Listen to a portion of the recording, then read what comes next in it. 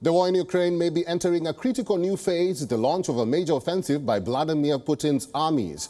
What do we know about the offensive so far? What are Russia's plans and goals? How strong are the country's respective militaries now? And what does this push from Russia mean as the war approaches its first anniversary? To answer these questions and others, Professor David Dunn, Professor of International Politics, University of Birmingham. Professor David is also a security and defense expert and is joining us from United Kingdom. Professor David, welcome to the program. Good morning. Good afternoon from India. Good afternoon to India, yeah. In your own assessment, where do things stand on the ground in Ukraine right now? So Russia has amassed 300,000 additional troops through mobilization and plans an offensive, possibly on several parts of Ukraine's frontiers, trying to overwhelm its defenses and overtake the whole Donbass region. If it's successful there, it may want to go further and drive all the way to Kiev. Russia has not changed its ambition of decapitizing, removing the regime in Kiev and taking over all the country. Do you think, Professor, either side have the upper hand? It's really a very mismatched battle. Russia has more men, has more equipment. Ukraine has more Western equipment with longer range, better sophistication, and the better trained forces and the will to fight for the liberation of its country. It'll be interesting to see how those two mismatched forces work out in the field. U.S. diplomats say Washington is deeply concerned about alleged plot to destabilize Moldova. These were claims also made by President Zelensky. How safe or even vulnerable are the Balkans at this stage?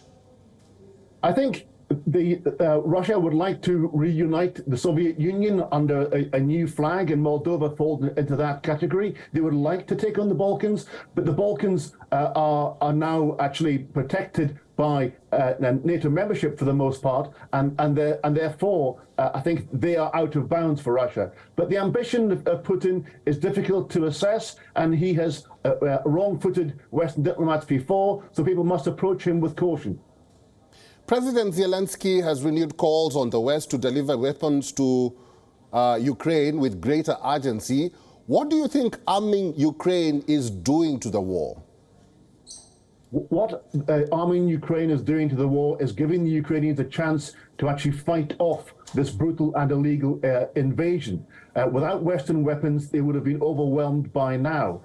The attempt to try and bring Russia to boot by sanctions hasn't worked, partly because India and China have continued to buy Russian oil, and therefore the economy isn't as pressed as it might be, and therefore the weapons are the only way to allow Putin to be stopped. Professor David, let's talk about the realities now. Ever since Russia performed so poorly at the start of the war, there has been a lot of reporting about the weak state of the Russian military.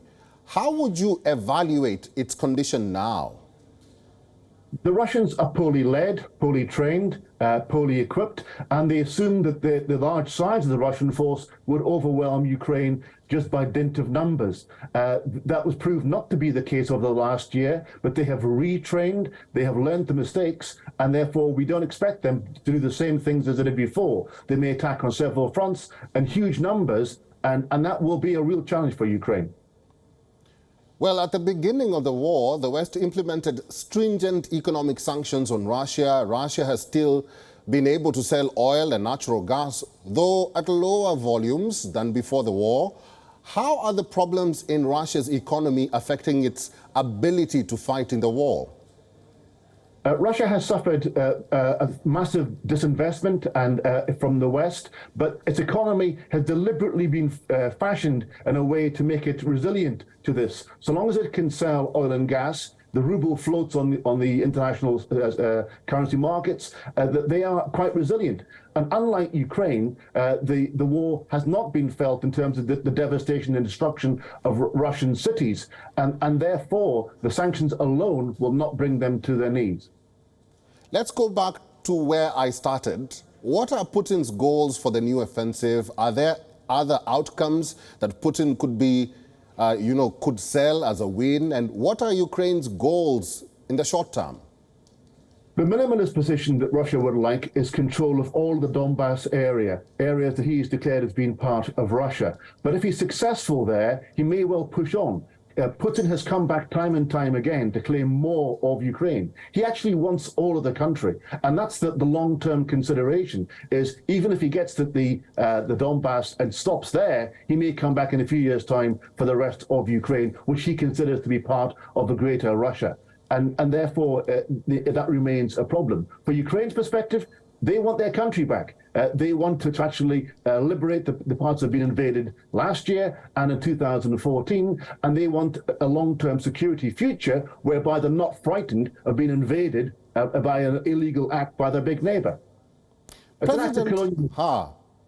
Make your point, it's okay. Well, it's an act of colonialism. And India understands this, whereby a foreign power wants to impose its will on a country, and that's precisely what's going on here. Because they speak Russian, or some of them do, he wants to actually incorporate them as part of his state. It's a new imperialism, and that's what's going on.